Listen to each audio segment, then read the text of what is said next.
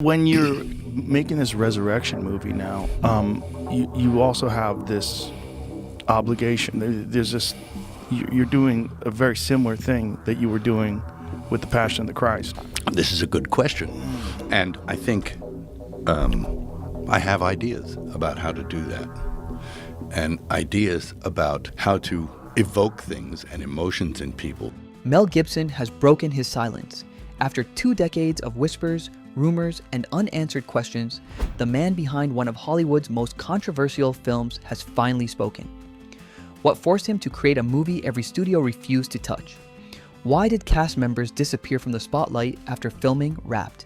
And what really happened on that set in Matera, Italy, where lightning struck twice, accidents defied explanation, and crew members reported experiences they still refuse to discuss? The answers are darker than anyone expected. Gibson now reveals that making The Passion of the Christ wasn't just a career decision, it was something else entirely. Something he couldn't control. Something that followed him long after the cameras stopped rolling. The film shattered box office records, sparked global controversy, and changed lives forever. But the real story, the one hidden behind the headlines, has remained locked away until now. Of course, that's been working its way out too, and that took longer because that's a bigger story. Jim Caviezel's career collapsed overnight. Mel Gibson faced personal destruction that felt almost orchestrated. And the crew, many still won't speak about what they witnessed. Tonight, the truth surfaces. Stay with us as we reveal what Mel Gibson finally admitted before it's too late. The dark beginning. In the late 1990s, Mel Gibson was living a life that many would envy. He was at the very peak of his career. Braveheart had won him the Oscar for Best Director, cementing his status not just as an actor, but as a filmmaker capable of creating epic stories. The Lethal Weapon series had turned him into a household name, an action hero loved by millions. Money, fame, accolades on paper, he had everything anyone could ever want. Yet behind the glitz and the public image, a very different story was unfolding. Despite the outward success, Gibson was slowly unraveling from within. He rarely spoke publicly about this period, choosing to keep the darkness hidden from fans and the media. But those closest to him witnessed the storm raging inside. Addiction had begun to take hold. Alcohol became a crutch. Drugs offered a temporary escape, and there was a strange emptiness that no fame, award, or applause could fill. Each day felt heavier than the last. Even surrounded by wealth and admiration, he was sinking deeper into despair. From the outside, everything seemed perfect. Movie premieres, red carpets, flashing cameras. Gibson appeared untouchable. But behind closed doors, he wrestled with inner demons that refused to be ignored. His mind often spiraled into darkness, and nights were long and lonely. This was a period of extreme vulnerability, where even small decisions carried immense weight and every step felt like walking on thin ice. Then came the turning point to a day that Gibson would later describe as rock bottom. The details are private, known mostly through interviews and accounts of close friends, but the essence is clear. He fell to his knees in sheer desperation. He prayed, not out of routine, but from a place of raw, unfiltered need. It was a desperate, almost instinctive act born from exhaustion and hopelessness. In that moment of surrender, he felt something shift inside him. It was subtle, almost imperceptible, but undeniable. There was no voice, no external sign, but he experienced a clarity and sense of direction that he had never felt before. It was as if someone or something was guiding him, calling him toward a purpose greater than himself. From that moment, Gibson's life began to change in ways he could not yet fully understand. He turned to the Bible, but not as a casual reader. He became consumed by it. I had a whole bunch of weird paranoid suspicions. The story of Christ's final 12 hours captivated him. He read with intensity, delving into the Aramaic text and original manuscripts, striving to understand every detail. He studied the writings of early Christian mystics and examined historical accounts that most filmmakers would consider too dense or obscure. It was an obsession that went far beyond typical research. Every sentence, every historical nuance pulled him deeper into the story. And then, the revelation struck. Gibson realized that if this story, the story of the crucifixion, the suffering, the sacrifice, was going to be told to the world, it had to be told truthfully. Not through the lens of Hollywood glamour or cinematic shortcuts. Not with exaggerated effects or a sanitized version for easier consumption. The story demanded authenticity. Brutal, painful, real. Gibson understood that viewers needed to feel the weight, the agony, the raw humanity of those hours. Yet even with this realization, the decision was far from simple. Gibson himself could not fully comprehend why he was being pulled towards this story so intensely. This was not just about making a film for fame or profit. Something deeper, something almost spiritual, seemed to be guiding him. It was as if he had been chosen, or at least called, to bring this narrative to life in a way that no one else could. The sense of purpose was undeniable, yet the path ahead was daunting. Every day, every choice felt heavy with a responsibility, as though the weight of history, faith, and human suffering rested on his shoulders. It was the beginning of a journey that would challenge him physically, emotionally, and spiritually. A journey that began in darkness but promised a light he had never experienced before. Mel Gibson, standing at the crossroads of despair and purpose, was about to embark on a story that would not only test him as a filmmaker, but also reshape the way the world would see the story of Christ forever. Hollywood said no. When Mel Gibson first pitched his ambitious idea to Hollywood studios, the response was immediate and unanimous. Rejection. Not a single major studio was willing to touch the project. Warner Brothers said no, Fox said no, Universal said no. Every other big name in the business turned him down, some politely, others bluntly. The reasoning behind their refusals was simple yet damning. The film was unmarketable. The challenge wasn't just a story, it was how Gibson wanted to tell it. He insisted that the dialogue be entirely in Aramaic and Latin, the authentic languages of the time. Subtitles would be necessary. Hollywood executives couldn't see a mainstream audience sitting through 2 hours of reading subtitles, no matter how compelling the story. But Gibson refused to compromise. Authenticity mattered more than marketability. For him, the story could not be reshaped to suit the short attention spans of modern audiences. Then there was the issue of violence. Gibson planned to show the crucifixion and other events in raw, unflinching detail. Studios were horrified. In a world of sanitized action films and PG-13 dramas, they feared that showing real human suffering in such a graphic way would repel audiences. The brutality was necessary for Gibson's vision, but Hollywood saw it as a guaranteed problem. Even more intimidating was the potential for religious controversy. Executives were deeply worried about accusations of anti-Semitism. Jewish groups had already expressed concern that the story might unfairly place blame on the Jewish people for Christ's death. Hollywood predicted protests, boycotts, negative press, and ultimately financial disaster. One studio executive didn't mince words when addressing Gibson. "Mel, this is career suicide. Your name in this industry will be finished. No one will touch you after this." Yet Gibson remained undeterred. Unlike most filmmakers who rely on studios to bankroll and guide their projects, he made a choice few in Hollywood history dare to attempt. He decided to finance the entire film himself. Every dollar. He committed $30 million for production and another $15 million for marketing, a total of $45 million, all from his personal fortune. There was no safety net, no investors to share the risk. If the movie failed, Gibson faced complete financial ruin. Friends and family were alarmed. "This is madness," financial advisors warned him repeatedly. Colleagues tried to reason with him, asking him to reconsider or at least wait until a studio could come on board. But Gibson remained resolute. "I have to do this," he said. "I can't stop." His conviction was absolute, and it left those around him both fearful and in awe. What drove him to such extremes? Why would a man at the peak of fame and wealth risk everything on a project that every expert told him would fail? Gibson himself describes it as a calling, something he could not ignore. It wasn't ambition, greed, or desire for recognition, it was something far deeper. Someone, or something, seemed to be guiding him toward this story, pushing him forward with an urgency he could neither explain nor resist. And so, despite warnings, ridicule, and the looming possibility of financial disaster, Gibson pressed on. Every setback, every no, only seemed to strengthen his resolve. The Hollywood system, with all its rules, doubts, and fears, could not contain him. While studios counted potential losses, Gibson was focused on truth, the truth of a story he believed the world needed to see, exactly as it happened. His decision marked a turning point not just for the film but for his life, a leap of faith into uncharted territory where the stakes were personal, professional, and spiritual all at once. Strange happenings. On set, February 2003, the small Italian town of Matera. This is where the passion of the craze filming began. From day one, something felt wrong. Crew members sensed a strange heaviness, like an invisible weight hung in the air. Some people would suddenly get dizzy.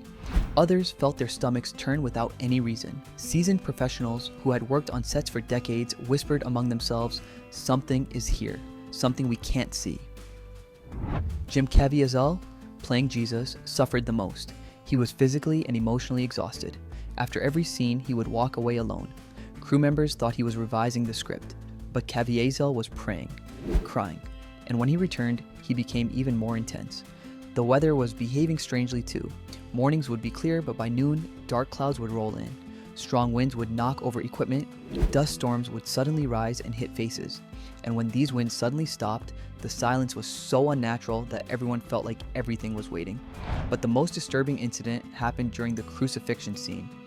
Jim Caviezel was on the cross in exactly the position where Christ had been 2,000 years ago. Suddenly, a lightning bolt came from the sky and struck him directly. The sound was so loud that everyone froze. Caviezel didn't fall, but the electricity passed through his body with such force that he bit through his tongue and cheek. Medical reports show that this strike later led to 2 open heart surgeries. That he survived was a miracle in itself. But the story didn't end there. A few minutes later, yes, just a few minutes later, assistant director John Michelini was also struck by lightning. And this was the second time Michelini had been hit by lightning on that set. Statistics say the probability of lightning striking the same set twice is 1 in a million. But it happened, and the people who were there felt it wasn't random. Caviezel's suffering didn't end there. During the scourging scene when Jesus was being whipped, one whip went off course and left a 14-inch gash on Caviezel's back. Real wound, real blood. While carrying the cross, he slipped, and the full weight of the cross fell on his shoulder. The shoulder dislocated, and the screams you hear in the film weren't acting. They were the sounds of real pain. During the crucifixion scenes, the cold Italian winds pushed Caviezel to the edge of hypothermia. The question of the meaning of Jesus' death has echoed up and down the centuries. Very recently, of course, with Mel Gibson's movie. His lips turned blue, his breathing struggled, but he kept going. And notice this coincidence. Caviezel's initials were JC. During filming, his age was 33 years old, the same age Christ was when he was crucified. Crew members weren't safe either. Some would suddenly get fevers without any medical reason. Some had dreams they'd never had before. Vivid, terrifying nightmares that left them shaking when they woke up. Extras who hadn't come to the set for faith reasons would also cry uncontrollably during certain scenes. They couldn't understand why. Gibson himself was deeply affected. He would go away from the set and pray for hours. And when he returned, it seemed like he had seen something the others hadn't. When filming ended, everyone thought this strange energy would disappear. But it didn't. The real storm was yet to come. The box office explosion and backlash. February 25th, 2004. Ash Wednesday. The day Mel Gibson had been preparing for years finally arrived. The Passion of the Christ hit theaters, and the world was about to witness something unprecedented. We have some exciting news to share with you about the sequel of Mel Gibson's Passion of the Christ. On its very first day, the film grossed an astonishing $26.5 million. Analysts were stunned. A religious, R-rated movie, entirely in Aramaic and Latin with subtitles. This was supposed to be a financial disaster, yet the numbers told a completely different story. By the end of the opening weekend, the film had brought in $83.8 million, smashing expectations and shocking Hollywood insiders who had doubted Gibson from the very beginning. Gibson's approach was unconventional. He didn't rely on typical marketing campaigns or studio-driven hype. Instead, he took the film directly to the churches. Pastors and church leaders were given advanced screenings, encouraged to share the experience with their congregations. Entire communities were mobilized. Buses carried groups of worshipers to theaters. It wasn't just a movie, it became an event, almost a pilgrimage. People felt compelled to witness it, to experience it collectively. Week after week, ticket sales continued to grow. The film earned $370 million in the United States alone. Internationally, it raked in a total of $612 million, breaking records to become the highest-grossing R-rated film in history, a record that would stand for 2 decades. A $30 million personal investment had returned more than $600 million. Gibson had defied every prediction, every studio warning, and every Hollywood conventional rule. His gamble had paid off spectacularly. Yet, the massive success came with an equally massive storm of controversy. The Anti-Defamation League labeled the film anti-Semitic, warning that it could revive dangerous historical prejudices. Jewish scholars and cultural critics wrote scathing reviews, while theaters in some European countries, particularly Germany and France, refused to screen the film at all. Activists called for boycotts. The film's extreme depiction of violence only added fuel to the fire. Critics described it as one of the most violent movies ever made. Stories emerged of audience members fainting, vomiting, or leaving theaters in tears. Paramedics were summoned during screenings to assist distressed viewers. The movie wasn't just being watched, it was being endured. Reactions across the globe were wildly different. In countries like Mexico, Italy, Poland, and Brazil, audiences embraced the film with overwhelming enthusiasm, making it a cultural phenomenon. Yet in other regions, the reception was cold, distant, and critical. Amid this, journalists began scrutinizing Gibson's personal life more than ever. His father's controversial past resurfaced. Old interviews were re-examined, and commentators questioned his motives, beliefs, and intentions. The more the film succeeded, the harsher the public gaze became. Behind the box office triumph, Gibson paid a personal price. Every accolade, every headline brought scrutiny, speculation, and debate about the man himself. Audiences and critics alike wanted to know, who was Mel Gibson really? Was this purely a creative endeavor, or something deeper, almost spiritual? The story he told on screen had captured the world's attention, but the journey behind it was filled with personal struggle, criticism, and questions that went far beyond cinema. The lives forever changed. Mel Gibson has admitted that the Passion of the Christ completely changed his life forever. To outsiders, the film's release appeared to be the pinnacle of his career, but what followed was nothing short of a collapse. 2 years after the film's success, in July 2006, Gibson was arrested for driving under the influence. During the arrest, he made anti-Semitic remarks that were recorded and leaked. The scandal exploded. Tabloids went wild. Old interviews were dug up. His private phone calls were leaked. His name became a punchline in late-night shows. Hollywood distanced itself from him with startling speed. People whispered that he had undone his own legacy, but others believed something different, that he had paid a spiritual price for making the film.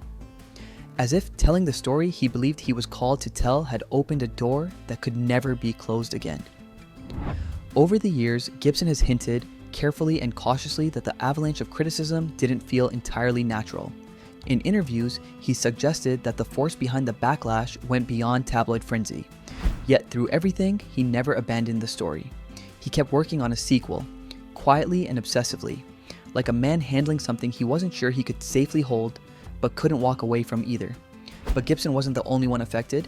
Jim Caviezel, the man who carried the physical and emotional weight of portraying Jesus, found himself facing something strange. Before the Passion, he had been on a strong upward climb. He was respected, in demand, a familiar face in serious films. But after the Passion, everything froze. Roles that should have been his disappeared. Studios backed away. Directors reportedly stopped calling.